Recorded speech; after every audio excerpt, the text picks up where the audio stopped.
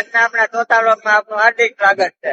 આજ સવારમાં બધા ભાઈબંધો એકારે નીકળી ગયા છે ગલતેશ્વર જવા, અને બધાને આજ આખો દિવસ મોજ કરવાની છે. બધાને રવિવાર હતો, રજા હતી, એટલા માટે બધા નીકળી ગયા છે ગલતેશ્વર જવા. ને આપડી યારે વિવેકભાઈ ને ધર્મેશભાઈ છે, કૌશિકભાઈ છે પણ ગાડી હાકે છે, એટલે આપણે વિવેકભાઈ ને ધર્મેશભાઈ નું શૂટિંગ લઈ લેવું. આમ જો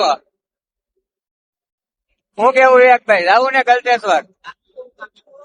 હે ધર્મેશભાઈ, લાયસન્સ બાયસન્સ છે ને?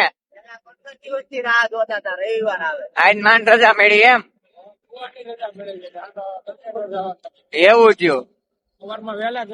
લે હાલે, કઈ નઈ, આજ રજા મળી છે તો બધા ગલતેશ્વર જાય ને ગલતેશ્વર જઈ તમને બતાવી કઈ રીતનું છે બધું માહોલ ન્યાનો.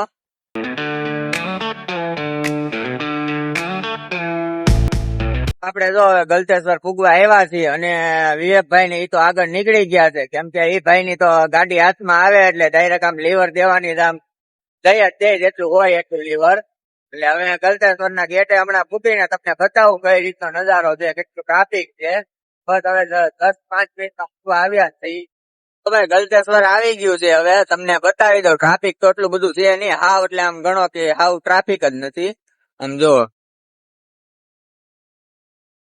ગલતેશ્વર મહાદેવના મંદિરે, અને બધા ભાઈબંધો એકારે પૂગી ગયા છે. ને આ જો તમને અહીંનો વ્યૂ બતાવી દઉં. ટ્રાફિક અંદર હતું થોડુંક, પણ સવાર છે એટલે એટલું બધું કઈ ટ્રાફિક જોવા મળતું નથી. આમ જોઈ લો, પણ બધું નાવા ગયું છે. આ મહાદેવની મૂર્તિ આપણે, અને બધા જાય છે નાવા. અને જો આપડા ધર્મેશભાઈ જોવે છે બધાને કે કઈ રીતનું છે, ને મૂર્તિ જોવે છે કે ભાઈ. ને જો આપડે વિવેકભાઈ અહીંયા ઉભા છે.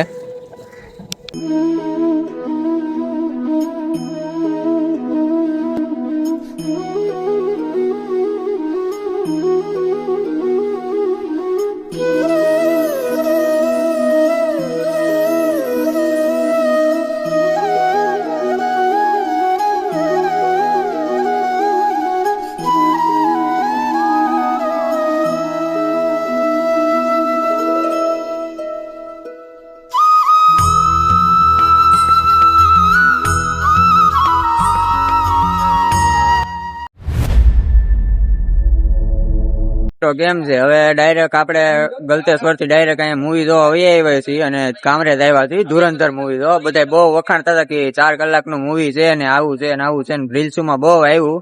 તો બધા ભાઈબંધો અહીંયા વહી આવ્યા છે. હજી 1-2 જણા બીજા પ્લસ થઈને આવ્યા છે, બીજા 2 ભાઈબંધો હજી આવ્યા છે ડાયરેક્ટ અહીંયા. હવે જોઈએ આપણે કઈ રીતના મૂવી છે, બતાવું તમને સીન. ચાલો મળીએ મૂવીમાં.